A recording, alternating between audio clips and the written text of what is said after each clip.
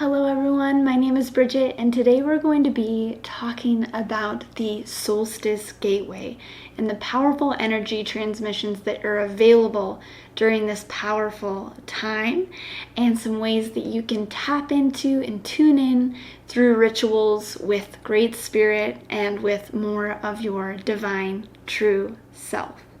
So for those of us in the northern hemisphere, it is the winter solstice, which is the darkest day of the year, which means it is the longest night. And when the sun wanes like this on Earth, one of the things that is more available to all of us is the capacity for us to connect with spiritual beings and more of our spiritual self. And so one of the reasons that I have these candles here is one of the amazing ways that you can connect with the energy of this time is actually through candlelight. Because one of the things that this timing reflects to us, this winter solstice, is the darkness. Everything in our external reality is silenced, is quiet. It returns to that space of the unmanifest, the void, which is incredibly powerful. We are sent back into the womb of creation, if you will. And so that grants us an amazing opportunity to connect with our own divine light and our own divine essence, which is incredibly magical. Oftentimes, in other times of the year, we are very focused and there's lots of things happening out there, reflections of light out there, outside of us. But really, this is the time for us to connect with our own divine soul light.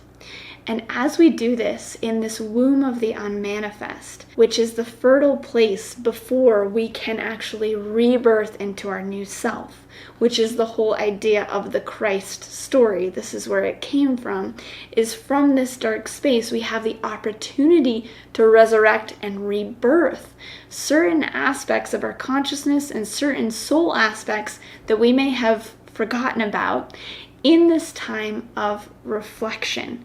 And so as we reflect in the stillness and in the darkness, actually that's where we can capture some of our divine essence and light that we may have forgotten about, or we can also access and tune into the parts of our soul essence that are wanting to fully stream forth and fully awaken and fully come alive. And this really is the time to do this before the new year, before the coming of the new sun. And as we enter into this new decade, it is an incredible time to tune into this energy of your own soul and where your higher self wants to take you as we enter this new time. So a few of the ways that you can connect in with this energy and rituals that you can perform is one right in front of me here, which is to connect in with the energy of your own light reflected to you in a very focused way through candle meditation. And so I would actually suggest using one candle, and right here I have beeswax candles, which my friend made. I'll put the link in the description. And the beeswax candle is the closest frequency to actually sunlight, which reflects our own soul light. And so the way that we can do this when everything else around us is ideally dark, maybe we're in a dark room, maybe we're outside if it's not too cold, in a dark space, and so we can just focus on this candle and the light of the candle and begin to have that reflection of the candle's light awaken these parts of you. So you can simply just focus on and see and feel the light and the energy of that flame and begin to let it start to awaken and remind you of how your own flame can grow, how your own golden light can expand within your own being and within your own consciousness. So just this very simple, still meditation with the candlelight can be extremely, extremely profound.